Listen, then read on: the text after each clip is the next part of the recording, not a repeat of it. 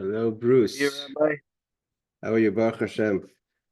So, starting early, thanks for coming and joining us early. thank you. We This had, this works so much better for me. It's you 10 know, o'clock instead of 11 o'clock for a start time. Is I may just swing over to this time if there's enough people that are willing to come on this time. Um, let's see how this one goes.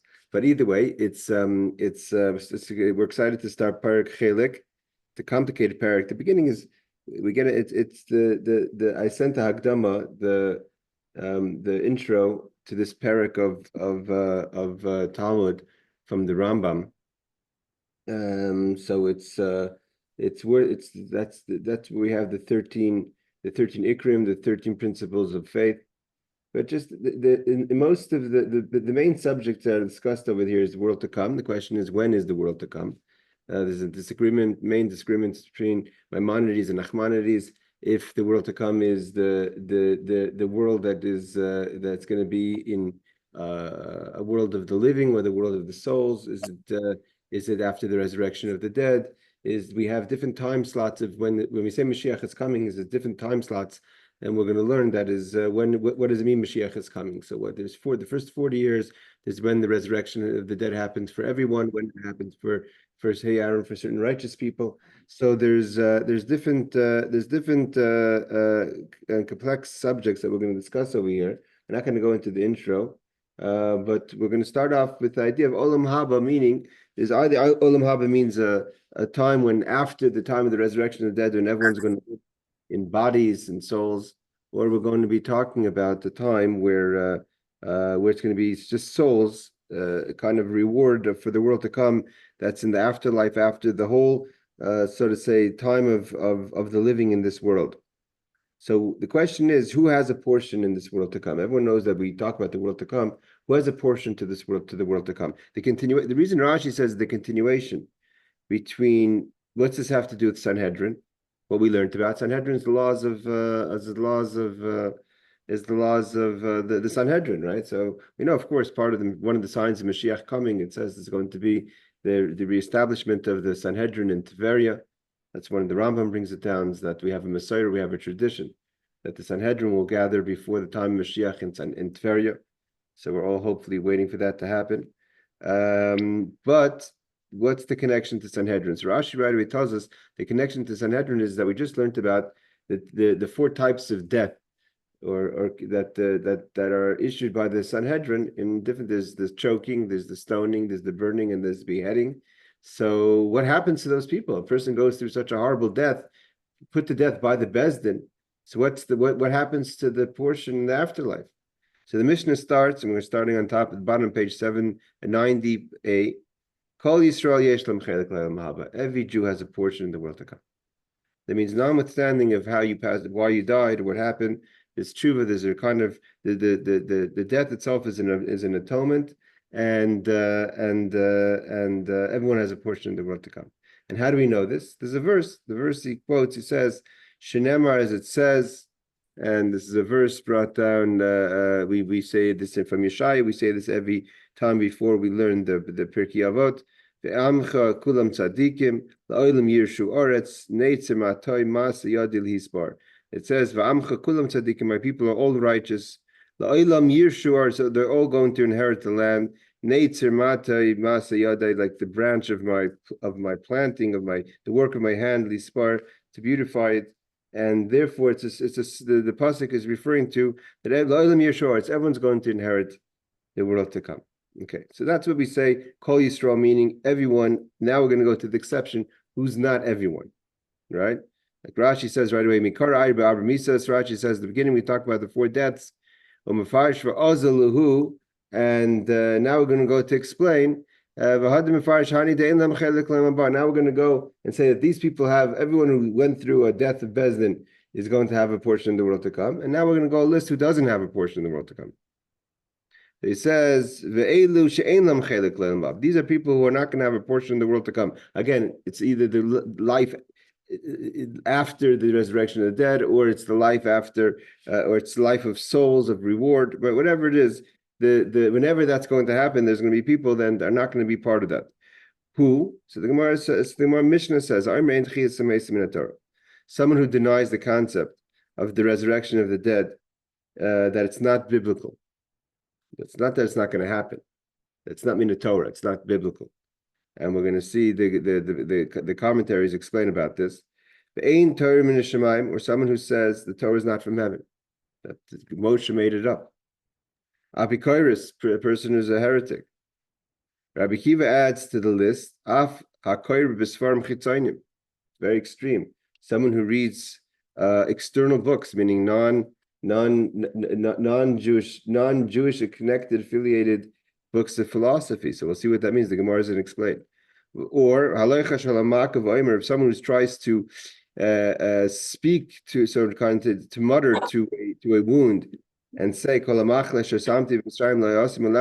using all kind of wordings, quoting a verse that says that all the illnesses that in Egypt I won't put upon you. So if a person tries to add to that as if it's some sort of hocus pocus on a wound, so we're going to see exactly what's the sin there. And the quote, Ki ani Hashem Rafa'echa, I'm God, your healer. It's kind of messing around with the verses and God making light of the concept. Some people say that they would spit or something. So something that was kind of a superstitious kind of way of dealing with illnesses, using verses. So that's also a person who's not going to be included in the world to come. So I have a note here on what it means by external literature. Mm-hmm. And what it says here is what Rabbi Akiva is talking about are apocryphal books that were not included in the Tanakh. So we have, prophets, right? We have Nevi'im, we have Malachim, we have all these books that are part of the Tanakh, and there were some other books, and the one he gives as a example here is Ben Sira. Interesting. It could be the Gemara isn't discussed. The commentators I have over here says the Gemara isn't discussed later. But if the comment you're saying that the Gemara on your side, but you says even someone who studies Ben Sira, what Ariel was referring to is what it's saying is specifically in reference to those. So not necessarily in reference to someone who talks, reads Aristotle, but someone who reads Apocrypha. Mm-hmm. Okay, that's interesting because basically what they're saying is if the rabbis decided not to include it into the Tanakh, so one should not be learning it. Interesting, thank you, Ariel. Either way, we have to understand that the Gemara doesn't discuss it. Why is that a person who's not worthy in the world to come? I mean, that's even if you shouldn't, but that's a pretty harsh sin, harsh punishment. We're going to look at each one of them. Abishol adds. A person who tries to pronounce the name of Hashem, Yud Kei Vav Kei, in the pronunciation, we know when we see the word of Hashem's name in the Yud and the Hey, and then afterwards the rest of the letters, we say Adonai. That's how we pronounce it, Baruch Hashem Adonai. So if someone tries to pronounce it properly, that person is not going to be worthy in the world to come. Okay, so we have so far two statements in the mission. The first statement in the mission is everyone has a portion in the world to come. And then we say who doesn't have a portion in the world to come, meaning to say anyone who is denies the concept of the world of resurrection of the dead is biblical. Someone who denies Torah from heaven, a heretic. Rabbi Kiva adds someone who reads external books, like you said, this external literature, let's say Ben Sira. Someone who kind of makes interesting, because Kamhei Avi, we're just starting Tzaddik, the Mishnah. Someone who comes and adds to, kind of tries to talk to their illnesses in a way and using psukim that's wrong. We'll see the Gemara why. Abishol says even someone who pronounces the full name of Hashem. We'll learn the Rashi in a second. Now we start naming a list of who are these people. Some people. The list isn't so long, so it's not to get too nervous. It says Shloisha Malachim. There are three kings. There's four common people that do not have a portion of the world to come. Who are the three kings? It means kings of the Jewish people. So Shloisha Malachim is Yeravam. Yeravam is the first king of Israel. Achav, which was a few kings later. Two of them both were considered heavy sinners, not just that they were chaytim, that they were sinners, but they were machtes rabim. They instigated others to sin. Yeravam is the one after King Solomon who broke off the second kingdom. We're going to learn about him, and he erected two idols in Dan, and had the people serving the idols as opposed to going to the Beis Hamikdash. So he's like the Mishnah Perek Chelek says, he was a choyte machte. He was a person who sinned and he had others sin. And Menash Achav was also was a pretty we'll learn about Achav. He's also a harsh king, and both in Avodah Zarah and murder, other things. He's the time of Elisha and Eliyahu Hanavi. And Menashe is actually king of Yehuda. Menashe was the son of Chizkiyahu, unfortunately. And hey, Shoki, we're just finishing the Mishnah. So Menashe was the son of Chizkiyahu. Also, he actually was, I think, the longest king of Yehuda. However, that said, he was a very harsh king. He was considered a murderous king, and not only that, idol worship, etc. He killed Yeshaya. He killed his grandfather. His grandfather was Yeshaya Navi. So Rabbi Yehuda Omer Menashe yesh lachet l'mabah. But Rabbi Yehuda disagrees with the Mishnah, and he says Menashe does have a portion of the world to come. Why? Shenemar, because it says what happened was Menashe ended up becoming a captive himself of a foreign king, I think Bavel. And when he became captive, he was or Assyria. And when he became captive, he prayed to Hashem. He prayed first to all his other gods, and they didn't answer him. So then he prayed to Hashem. God listened to his prayers. He ended up becoming back to Jerusalem to be king, and he wasn't so harsh after he came back. It said he didn't serve idols. He still was pretty. He wasn't the best king afterwards, but he wasn't as harsh as he was before he was taken captive. He kind of mellowed a bit. So the Mishnah, the Tanakama disagrees with Rabbi Yehuda. So Rabbi Yehuda wants to learn the very fact that God brought him back to his kingdom and listened to his prayers, a sign that he was forgiven and so forth. Therefore, he should have a portion in the world to come. So the Mishnah answers, the Tanakama says no, that yes, God forgave him to a certain extent and brought him back to be king, but that doesn't mean he has a portion of the world to come. He didn't do enough tshuva, and his sins were great. So who are the Arba Hedyotes? Who are the four non-kings we call common people? So Bilham, which is interesting because Bilham is a Gentile, doesn't have a portion of the world to come, and the rest are Doeg, which is the advisor to King Saul, who ended up murdering the whole city of Nov of Kohanim. He chased David on behalf of Saul. Achitophel, which was David's advisor, who ended up turning into a enemy. He sided with, he instigated his son Avshalom to rebel against David. And Gehazi, of course, is the 10. We learned about Gehazi in the Haftarahs. He is the Shamish of Elisha Hanavi. That with the story of Amnon and with the whole story of leprosy, he ends up taking the leprosy, the money, and getting the leprosy and being outcast by Elisha. I guess we're going to learn about him later in the Gemara. The Gemara says he was also a chayte machti. When Yeravam ben Nevat made the idols, so he made idols. Gehazi knew how to manipulate the names of God because he was a student of Elisha Navi, and he put in certain things into the idols that made the idols almost alive, and the idols were talking or doing things that made people further interested in serving the idols, and therefore he was a chayte machte, and he's also one of the people that don't have a portion in the world to come. Okay, that's the Mishnah. I just want to say the Rashi says, the Rashi on the page says, so what does it mean, a person who says that there's no resurrection of the dead?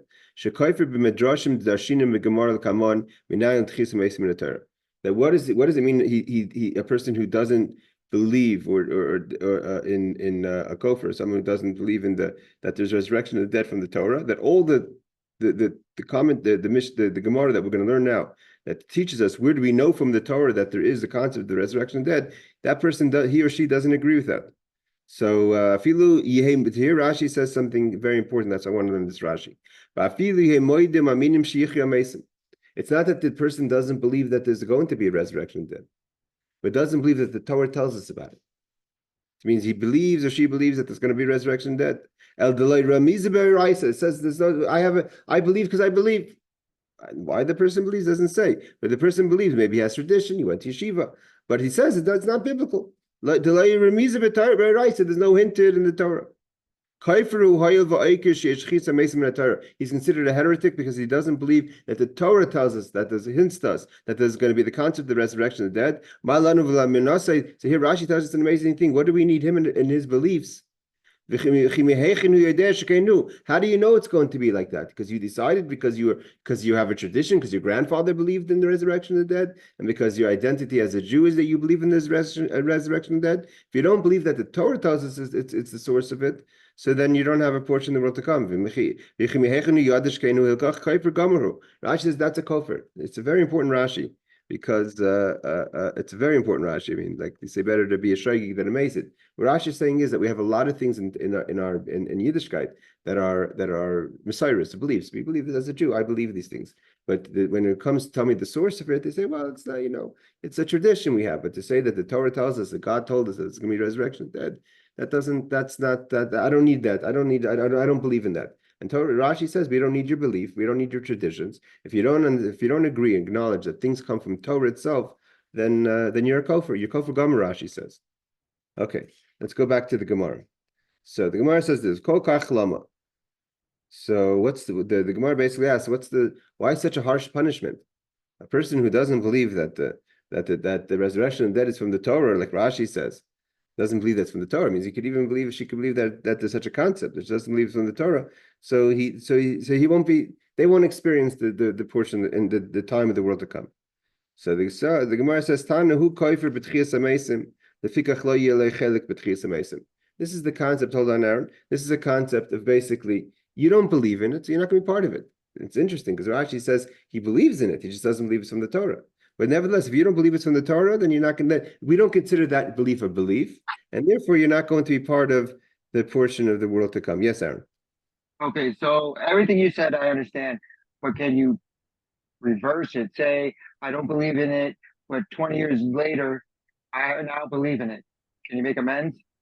Oh, sure. Like everything is tshuva, obviously. And first of all, also doesn't mean not believing in it because of ignorance or education is not the same. I mean, we're talking about you have to remember there's a concept today called tinik shenishba, meaning to say this: if a person was educated in a secular education or non-Jewish education, and therefore they've been educated not to believe in Torah, that's not a person who has the knowledge and nevertheless doesn't believe in it. So it's not something.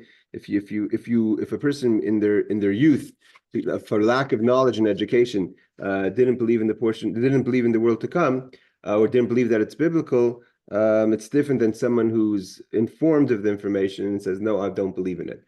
That's a general rule in Torah in general. Right, we know, okay, so let's say I agree with you, but the guy who was informed, say someone like you, and you say you didn't believe in it, but it took you 20 years to realize I was wrong. There's always tshuva. There's always tshuva. If we're talking about if this tshuva, proper tshuva, like we see, listen, Menashe, there's a disagreement. Menashe did tshuva. The question the Gemara has is if his tshuva was a proper tshuva. But if you do repentance and you're in a proper way of return, then ein davar oimel lifnei tshuva. There's nothing that stands before tshuva. So the Gemara continues. Shekol midayis of Shekadosh Baruch Hu mida keneged mida. God works mida keneged mida. What's mida keneged mida?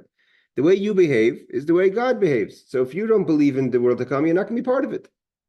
Like we have the punishment of a sota, the woman who's a sota, who's a woman who has relations with people or is involved with people that her husband asks her not to be. So her behavior is the way she gets punished. Mida keneged mida. The Amar Rab Shmuel bar Nachmani. Rab Shmuel bar Nachmani says, Amar Rabbi Yonasan, the Amar Rabbi Yonasan, Minayin shekol midayis shekadosh baruch hu mida keneged mida. How do we know that God works mida keneged mida? How you behave, He responds, which is an interesting thing to know. Meaning to say is God. There's a famous teaching of the Baal Shem Tov that says the Mishnah says. The Mishnah says, I forget the wording of the Mishnah. The Mishnah says that we don't judge a person. We judge a person. Basically, the teaching is that we only judge a person after he judges himself.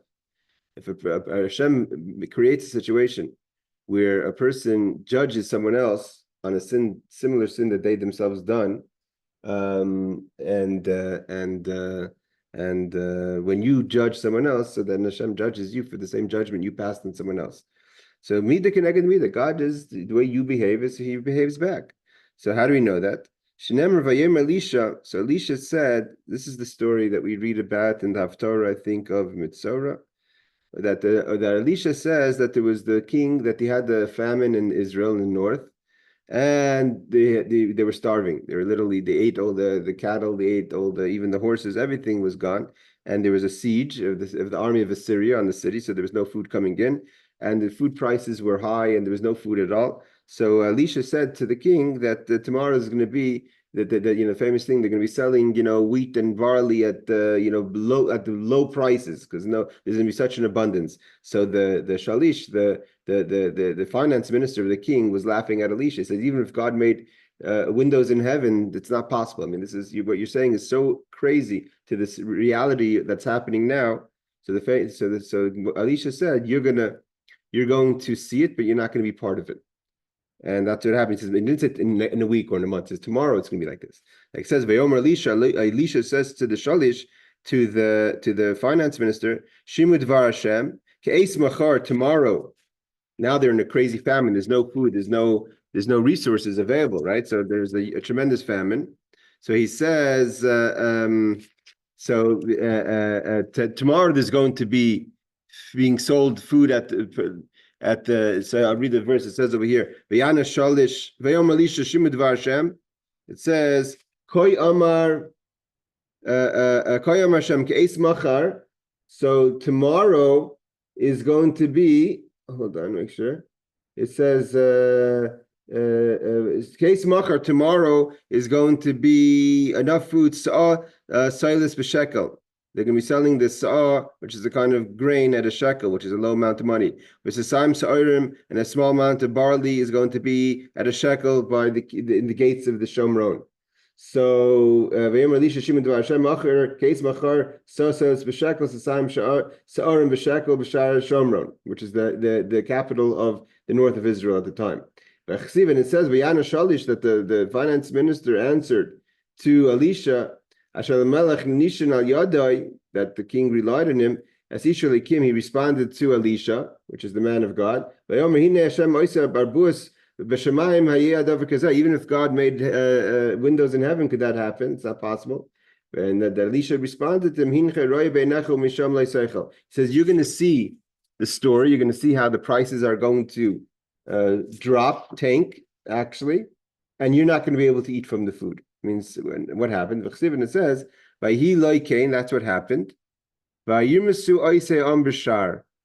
stoned. What happened was, so the story was obviously that the Gehazi, back to Gehazi, it says that there was 3 leopards that saw that the city of God made a miracle, and the army of Assyria ran away, and they left there tons of food and barley and all the resources that they kept outside the city, and because of their encampment around the city, and they ran away, and there was all this food and all this availability, and they went and they told it to the gatekeeper, and everyone came to go get the food, and the shalish, the finance minister, wanted to make order. That shouldn't just be that people are storming and attacking the food, and they stoned him to death. They ran him over. They trampled him to death.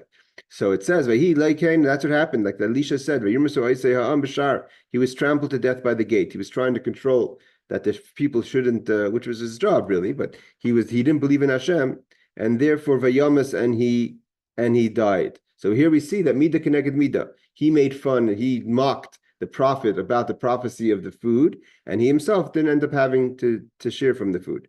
So the Gemara says, 1 second, maybe it wasn't that God acts Midah Keneged Midah. It could be that we know that Hashem listens obviously to the righteous, and Elisha cursed him for questioning him, mocking the prophet and the prophecy that he said in the name of Hashem to the king. So maybe that's why he was trampled to death. So Rabbi Yehuda Amarav says, Klilis Chacham Afilu Achinam Hiba. That we know Rabbi Yehuda says that even if a person, if a Chacham, if a wise person curses someone, even if it's not 100% that the person was worthy of it, but if the Chacham, if the holy person curses the person, you could get punished. So maybe it's not a sign that God acts Midah Keneged Midah. So then the Gemara answers, it's just say that he was trampled. Why does it have to tell us my bashar? Why does it have to be that he was trampled by the gate? So the Gemara says, Al Iski Sha'ar. We know the word Sha'ar means gate and also means shiur, valuation. So he was the value of the price of the food. So it says because he was mocking the shar, the value of the food, which was connected to the prophecy of Elisha. So therefore that's why the pasuk's telling us that's why he was killed. It was a punishment, midah keneged midah. Okay, so we have the first question the Gemara has is why is there an extreme punishment for someone who doesn't believe in Tchias HaMeisim, in the resurrection of the dead? It's from the Torah that he has such a severe punishment because midah keneged midah, Hashem punishes the person according to their behavior.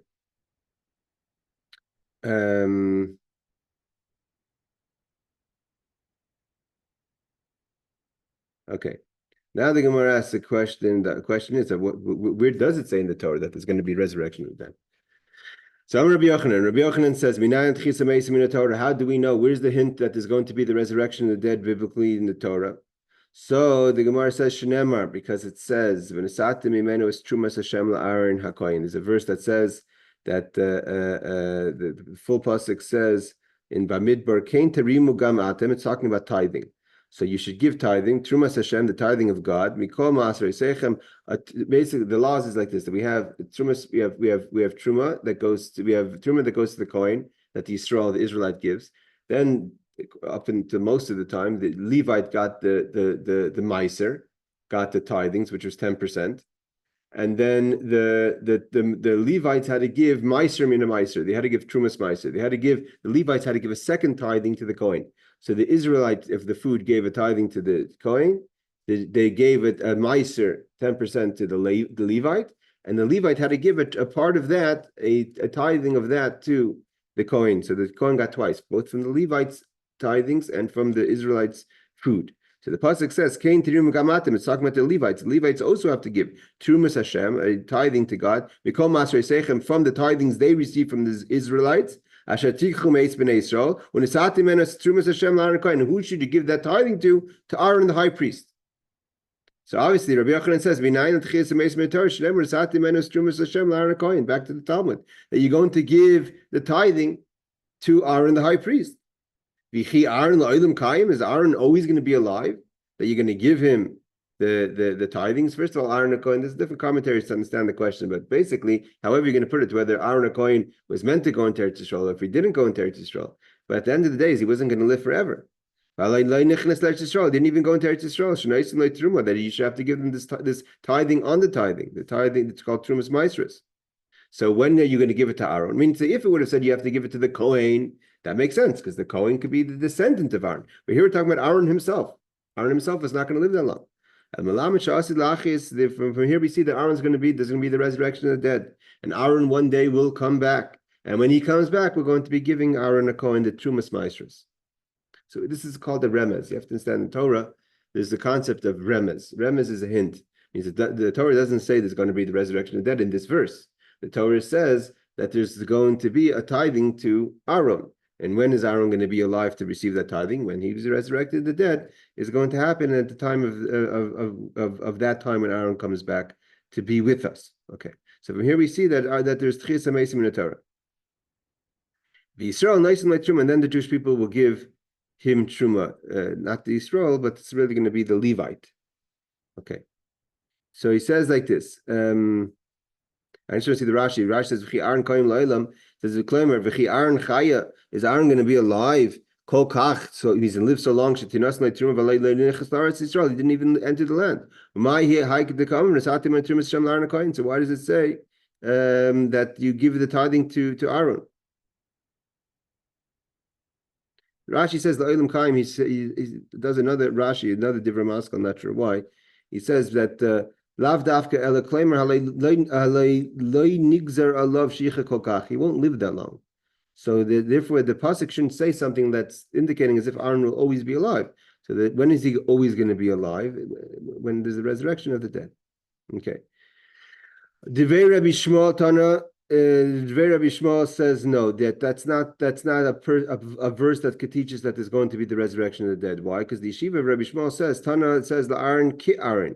It says that you're going to give to Aaron. Doesn't mean to say that you're going to give to Aaron actually as Aaron, the high priest himself, but you have to give to someone who's like Aaron. Ma Aaron chaver af b'nei chaverim a bun of chaverim. That there's a thing called a chaver. A chaver is a person that's trustworthy when it comes to truma. In the times of the temple, there was what's called a chaver. A chaver was a person that's trustworthy with truma. The problem is truma cannot become impure. So we have to be trustworthy that the person knows the laws of purity, and will not intentionally or unintentionally make the trumas maishers impure. And if he eats from it, it's chayv misa. There's all kind of things that could go wrong, and you're not supposed to make the truma impure. You have to keep it pure. You're not allowed to eat it. Once it becomes impure, you're not allowed to eat it. And if they do eat it, it's chayv misa. So what do? So you have to give it to chaver, a person who knows the laws, and not just knows the laws, but keeps the laws of purity. So the yeshiva Reb Shmuel says that's not teaching us that you have to give it to Aaron. You have to give it to someone like Aaron, just like Aaron was trustworthy in the laws of purity. So too, we give it to a chaver. Chaver is a big deal. In those days, there was that person should be considered a chaver was a big responsibility, and also a statement about the famous story that I think the Rebbe Tzemach Tzedek said about one of the sister-in-laws of the Rebbe Marash, that she's an Eishes chaver. What's an Eishes chaver? The wife of a person who's trustworthy of when it comes to Trumas and Meisters. That's a statement about her husband, a statement about them. So to be a chaver those days was basically you're a person that knows the laws and you live a certain type of life of purity. Okay, so therefore you have to make sure that only give the truma to someone. There's many kohanim that are out there that don't know the laws or don't keep the laws of purity. Therefore, don't make sure not to give them the Trumas Meisters. Omer Shmuel. I'm not going to go into the question why that verse says it specifically here.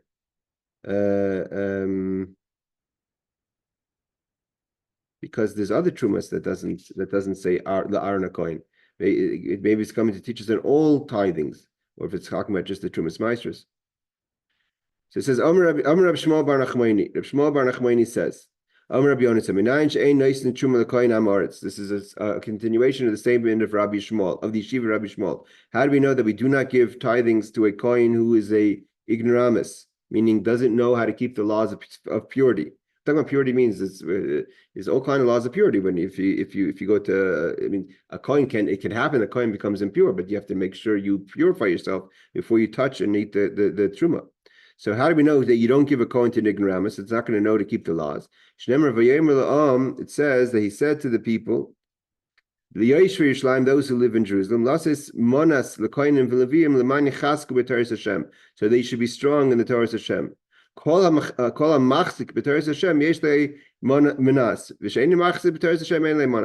person who keeps the Torah is machzik and chazaka. He's strong with the Torah, meaning the laws of purity.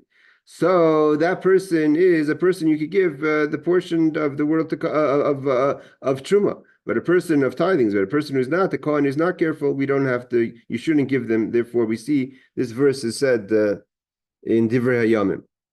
The Divrei Hayamim talks about the person that we see also a verse to tell us that he's supposed to give only trumas and meisters, the person who's a chaver, who keeps the laws of purity. I don't know if Shmuel bar Nachmani is arguing to say now that therefore we could use the first verse that the Gemara used from Rabbi Yochanan, that La'ar Nakoin, now that we have the second verse in Divrei Yomim, so maybe we wouldn't have to have the verse again in Divrei Yomim. Yes, Aaron.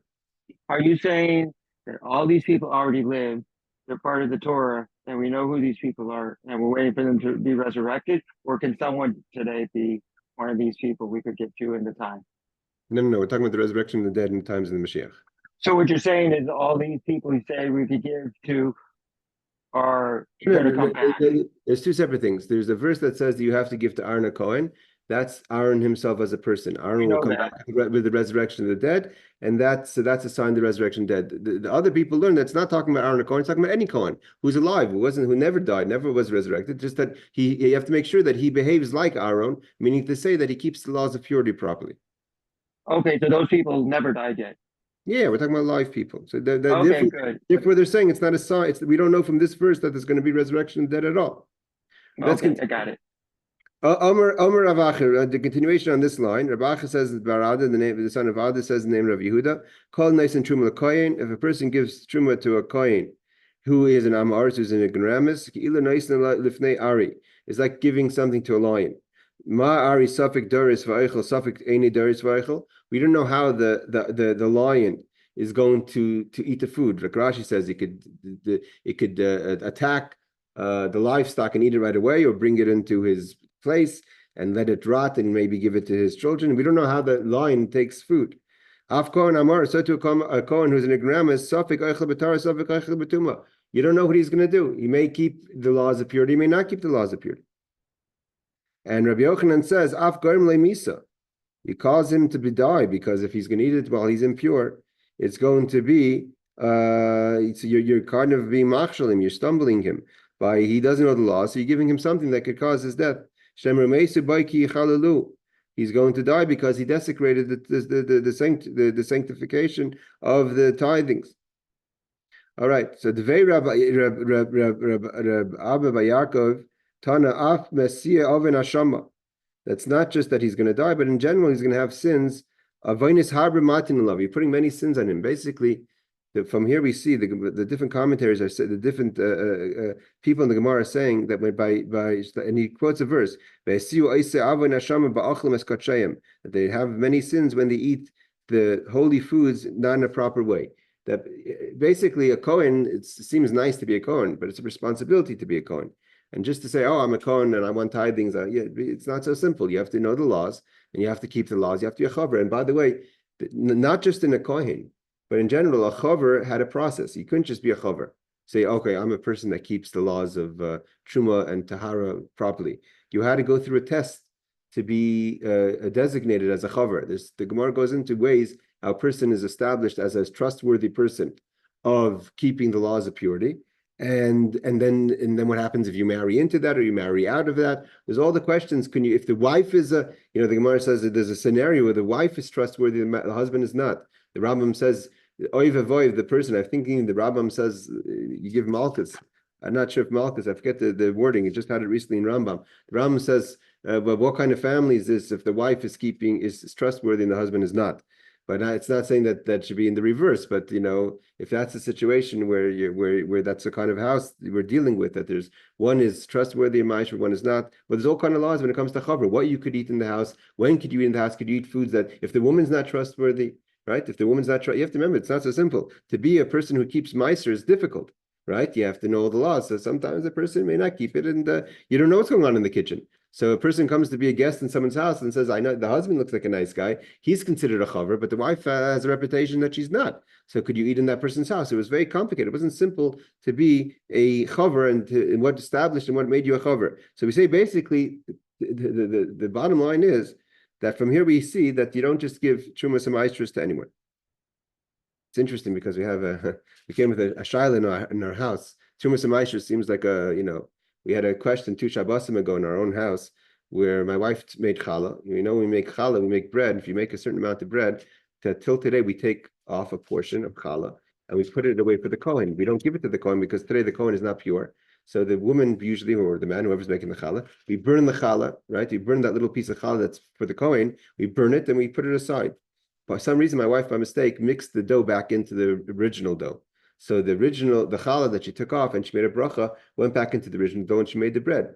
So I wasn't on top of my game. It was Friday afternoon. So I thought, okay, you just take truma again. And in Eretz Yisrael, it's not like in Eretz Yisrael, it's not like in Chutz La'aretz. In Eretz Yisrael, till today, challah is biblical, it's deraisa. So it's not simple at all. So we had to take I thought that what you do is you take challah a second time. We'll nullify the challah in our head the first time. We'll take it a second time. You could take challah even from baked bread. So we took all the challah from the hekef, we put it together, we made a bracha. I went to shul Shabbos morning and I just ran it by the Rav to see if it's okay. The Rav says, no, it's not okay, because once the dough mixes in, it's not like, because if you forget to take challah, that's what you would do. You would just take off a piece of bread. You're not allowed to do it on Shabbos. But on Friday, I would have done that. But instead, once I put the dough back in, the whole dough comes what's called meduma. It becomes a mixture of truma and non-truma and chulin, and therefore you can't eat it at all. The only way to fix it is not after Shabbos. You have to properly nullify your initial challah in front of a bezdin of 3. Long story short is we didn't have challah for Shabbos lunch. But I'm saying the laws of tithing is not simple, and the laws of and I was looking at it today in Chutz La'aretz, you could give challah to a kohen, but in Eretz Yisrael you can't because the kohen has to be pure. Okay, so that ends that subject. We'll go a little further. The Gemara says like this. Tanya Rab Simoi Omer. Rab Simoi says like this. How do we know Okay, so we had one where Rabbi Yochanan says from the verse that talks about giving the truma, the tithings to Aaron himself, which is a sign that there's going to be a resurrection of the dead. Rabbi Simai brings another verse. Torah. Shenemar, he quotes a verse that is in Shemais. So it says, "V'gam hakimaisi esprisi itam." It's talking about to Moshe that God is going to keep His covenant with them, meaning the fathers Abraham, Yitzchak, and Yaakov. Lasis lahem es eretz Canaan lachem.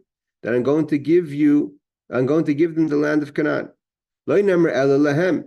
So it says, I'm going to lasis lahem. I'm going to lachem lo nemer. Sorry, es eretz Canaan lachem lo nemer. It doesn't say I'm going to give the land to you. That I'm keeping my covenant with Avraham, Yitzchak, and Yaakov by giving his descendants, i.e., the land of Eretz Yisrael, Eretz Canaan. No, it says Elohim, I'm giving it to them. What do you mean to them? They passed away already by the time God's speaking to Moshe. So Torah, this is a proof that there is resurrection of dead from the Torah, because had the Torah said Lachem, then that makes sense. But it says Lahem, so therefore it's a sign that there's that one day Avraham, Yitzchak, and Yaakov themselves are going to live in Eretz Yisrael as Eretz Yisrael, not Eretz Canaan. Meaning they all lived in Eretz Yisrael, in the technical land of Eretz Yisrael. But when they lived in Eretz Yisrael, they lived there as Gerak. Or what's Avram Avinu say to Ephron? Ger v'toshev anochi. So he had a certain level of gerus. He felt like a foreigner to Eretz Canaan. It was still called Eretz Canaan. It wasn't yet Eretz Yisrael. So therefore, it says, "I'm going to keep the covenant to give it to them." Means they're going to live again in this world physically, to live in the land.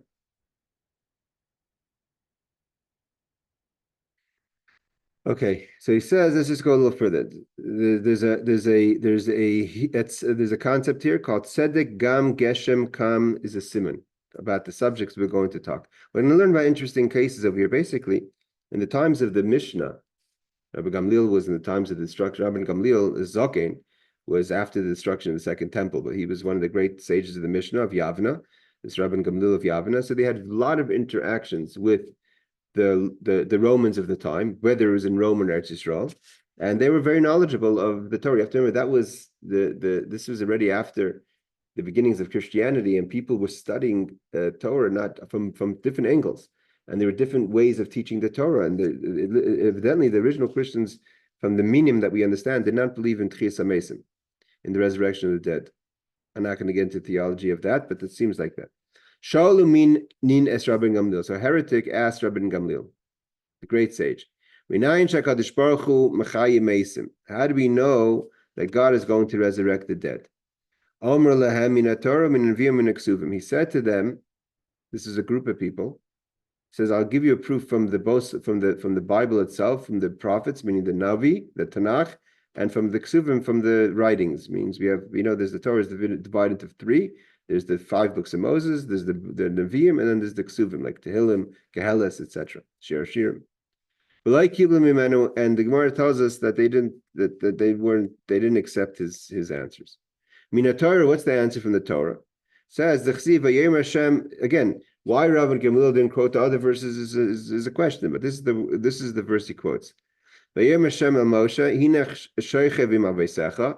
You're going to rest. Obviously, it means you're going to pass away with your elders, become, and then you're going to stand up again. Now, the question is, where's the comma? The Gemara, Rabbi Gamliel quoted, the verse is in 7, the verse is in Dvarim. So if you read the whole verse, the verse is like this. The verse says, Vayom Hashem Moshe, God said to Moshe that you're going to rest with your elders, means Moshe is going to pass away. And God says, when you pass away, eventually, after Yehoshua, the people are going to come and they're going to start serving foreign gods, meaning idols. God says, I'm going to the covenant's going to be broken, and that's leading up to the Hazinu, etc. Now the question is, where does the word "become"? So seemingly, if you read the verse, you could say that Moshe is going to pass away, and then the people are going to stand up and going to rebel against Hashem. But Rabbi Gamliel says, no, you should read the verse. You're going to pass away and then be resurrected again. And then the pasuk continues to talk about the Jewish people eventually serving idols after Moshe's initial passing away. So he says, Moshe says, Rabbi Gamliel quotes this pasuk. And that's where you put the comma. So the meaning, the heretic said, no. How do you know to put the comma there? Maybe put the comma after the words imavosecha and say v'dilma v'kama amazev v'zona, and maybe that the word v'kam means that the people are going to stand up and rebel against Hashem after the passing of Moshe. So they said this is not a proof from the Torah that there's going to be resurrection of the dead, because the pasuk could be learned either way. Mina Nevi'im, he said from the Nevi'im. The Chsiv, he says, Yichyu Meisecha, the pasuk is in 8. The pasuk is in Shai Navi, says, Yichyu Meisecha, Nivelasi, Yikumen Heikitzu Viranu Shechin Afra. This is the famous verse. It's going to be woken up those who are lying in the earth. Kital Oiris Talecha, Ve'eretz Refaim Tapil. So it's going to be a time of the resurrection of the dead. So he says that from here we see, it says, the pasuk says, they're going to wake up for those who sleep in the ground. So he says, Vidilma Mesim, so they said that's not a proof. Why? Vidilma Mesim, Yeshaya Navi, like Rashi says, lived many years before the prophet Yecheskel. Maybe he's prophesying about the one-time event that Yecheskel resurrected the dead. So it's not a proof that there's going to be a resurrection later at the time of Mashiach.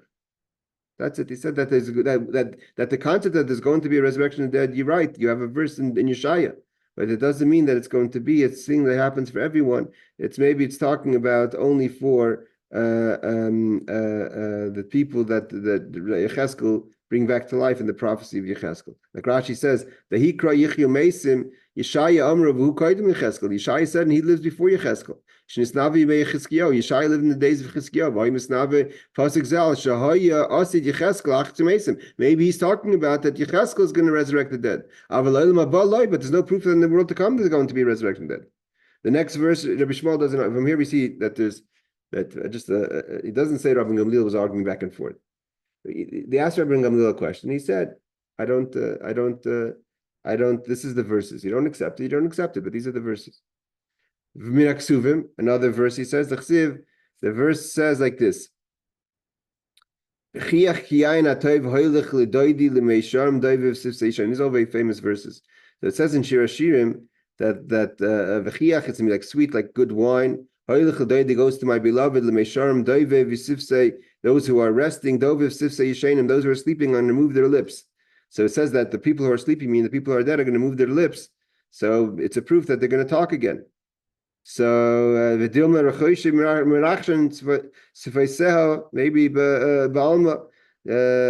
they're going to just be moving their lips in the grave. But it doesn't mean that they're going to be moving their lips while there's a resurrection of the dead. And how do we know there's such a concept? It's a famous Gemara. Rabbi Yochanan, Mishum Rabbi Shimon ben Yetzadok. Rabbi Yochanan says the name of Rabbi Shimon, the son of Yetzadok.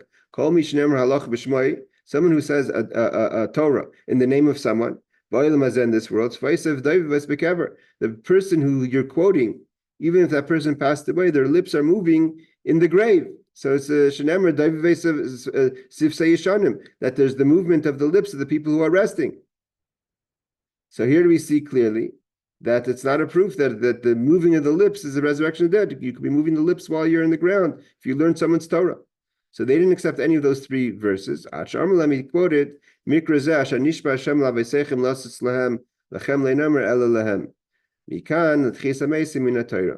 so he quoted the initial verse that we said before, that was Rab Simoy, I think, that said that I'm going to keep my covenant with Avram, Yitzchak, and Yaakov to give them the land. It doesn't say I'm going to give their children the land, but them the land means that Avram, Yitzchak, and Yaakov are going to have resurrection dead. And then it seems like they accepted that verse.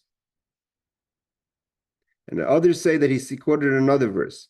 He said, obviously, see, we look at this story and say, what's the big deal? Rabbi Gamliel is talking to heretics. Why is it such a quoted story? But it seems like this was an important story, because there's different versions of the story. And there's versions of a story. It means it wasn't just that they met him on the way to the mikveh, a person, and spoke to him. It obviously was a proper debate of importance. So from others say, from this verse, again, this is the time when Christianity was starting, that it says, it says that you are you're connected, you're cleaving to Hashem, your Lord. You live, all of you, today. So it says, Pshita dechaim kulcham hayom, el afilu b'yom shekol ha'olam kula meisim atem chaim. What do you mean that you're living all today? Of course you're living today. I'm talking to you. So the pasuk means to say that even in a day when everyone else is dead, there's going to be life again. Min hayom kulcham kayim af la'olam haba kulcham kayim. So ma hayom kulcham kayim, just like today you're all alive, so too in the world to come you'll all be alive. Let's do one more case. Shalu Ramayim es Rabbi Shua ben Chananya. A Roman asked Rabbi Shua ben Chananya. Remember, Rabbi Shua ben Chananya was the great debater. The Gemara tells us Rabbi Shua ben Chananya passed away. They were scared who's going to be the one who answers the questions from the Torah. He was a person who went out there and dealt with those who questioned verses of the Torah. So a Roman asked Rabbi Shua ben Chananya, Minan shekadosh baruch hu mechayim eisim v'yodea mash asad liyos. How he asked him two questions. One is, how do we know that God is going to resurrect the dead? And second is, how do we know that he knows the future, what's going to happen in the future? So, Amrlu Tevayu Min HaMikra. I'll quote you one verse to answer both your questions. So he quoted the verse that Rabbi Gamliel said, Shneim Vayemer Hashem al Moshe, Hinach Sheichev V'Mavisecha V'Kam. Hamazev V'Zana. So he says that you're going to rest with your elders, means Moshe is going to die, V'Kam, he's going to stand up. And then it continues, and the people are going to serve idols. That's futuristic. So one is that he says Moshe is going to become alive again, and also he says about the future the Jewish people are going to sin, and they did. So the heretic said, the Roman said, maybe he doesn't. It's not a sign. He asks the same question. It's not a sign that there's going to be a resurrection of Moshe. It just means that that there's going to be the future that the Jewish people are going to sin.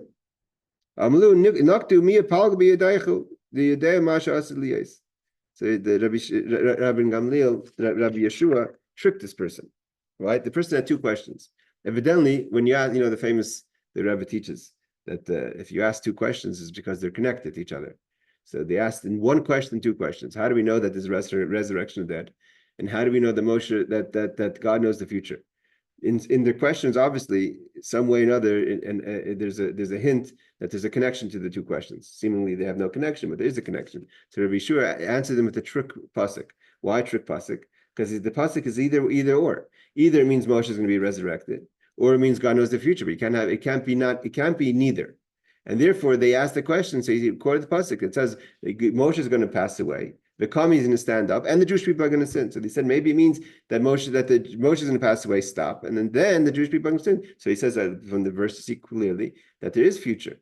So from the very fact that I guess that the pasuk itself, one pasuk answers two questions, so it seems like Rabbi Yeshua was hinting that your two questions is really one question. And once half of the question is answered, and the other half would obviously be answered as well. Doesn't explain anywhere. Ariel, does Rabbi Steinsaltz give an explanation on Rabbi Yeshua here?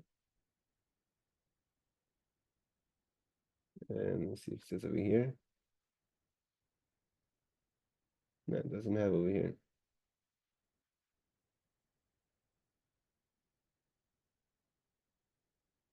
No, there's no special note for it. Here he says over here, he brings down from the Marsha. He says, because of Marsha, Shema Kach Amralim. This is what Rabbi Yeshua said to them. The pasuk itself become, like you said, could go either way. And you don't know if it means resurrection of the dead or the future. But one of half of it does mean. Means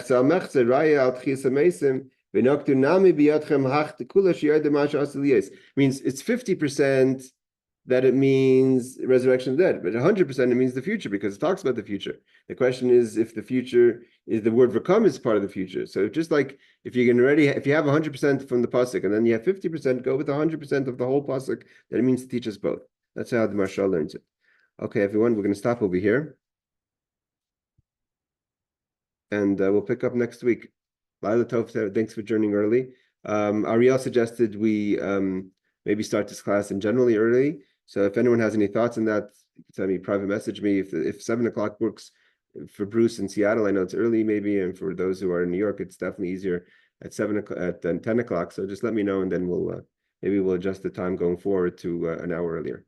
It works for me, but what about for you? What? Okay, for me, it's just a question of maneuvering the time. It's very early. Yeah, what time in the morning is that for you, Rabbi? Is that It's 5. 5 in the It's okay. I'm an early riser. Take All care. right. Bye.